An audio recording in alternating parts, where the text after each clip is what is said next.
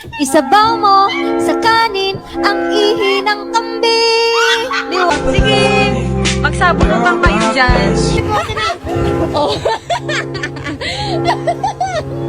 Gusto ko tumigil, sabi mo I like it here, pero I need a little more. Di ko matideny na.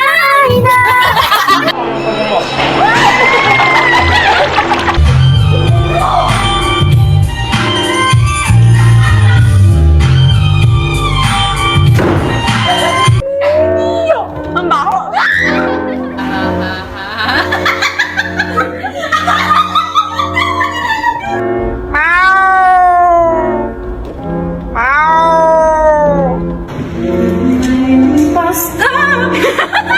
Ito po yung nirap ni Ate Aya nung isang araw po. Hanggang ngayon buhay pa rin po siya.